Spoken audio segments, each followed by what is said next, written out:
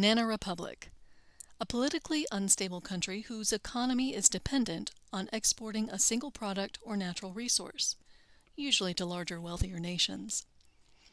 This is an accurate definition, but you should know there are other definitions that are slightly different but also accurate, such as a politically unstable country whose economy is dependent on one main agricultural export. A politically unstable country whose economy and government are controlled by foreign-owned corporations. Why are these all correct? Banana Republic is a descriptive phrase born of actions that affected multiple countries for approximately 100 years. This short video cannot begin to address even a fraction of such a long history, only give you examples and glimpses from that history in hopes you gain a bit of insight to the phrase so that it can be used more accurately. There's a lot of information about this very eye-opening subject and the U.S. government's involvement available online if you're interested in learning more. In 1870, bananas were first introduced to the United States and became wildly popular. American fruit companies began buying land in Central America as early as 1871 to grow bananas. By the turn of the century, they had large amounts of agricultural land in Central America, established fruit plantations, and they also controlled the road, rail, and port infrastructure. These companies also controlled the company's transport infrastructure and manipulated national politics with anti-labor violence. The societies that lived under a banana republic were typically made up of a large working class who lived in poverty or near poverty, and a ruling class made up of business, political, and military elites. Politically, these countries were dictatorships.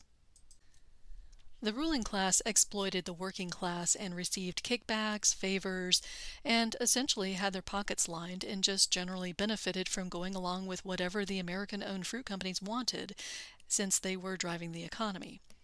It should also be noted that these fruit corporations also employed their own mercenary armies. In 1912, United Fruit Company's mercenary army overthrew the civil government of Honduras, effecting a coup d'etat, and installed a military government friendly to foreign business. The U.S. dollar then went on to become the legal tender currency of Honduras. By the 1930s, United Fruit Company owned 3.5 million acres of land in Central America and the Caribbean, which gave them a lot of power over the governments of those small countries. In 1944, when the elected government of Guatemala threatened United Fruit's control, United Fruit Company began convincing the U.S. government that the new Guatemalan government had turned communist and needed to be dealt with.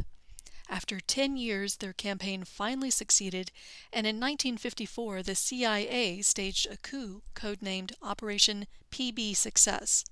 The CIA placed a dictator loyal to United Fruit in power, securing United Fruit Company's position in Guatemala. There were several fruit corporations in Central America, Colombia, and the Caribbean.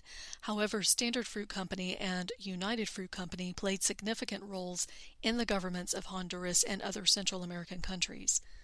United Fruit Company was the largest, and some would still say the most reviled, and the reason banana republics even came to exist.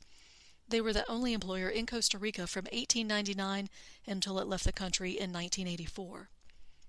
Standard Fruit Company and the United Fruit Company have both changed names over the years due to mergers, acquisitions, and successions, but they are still in business today and are well-known brands.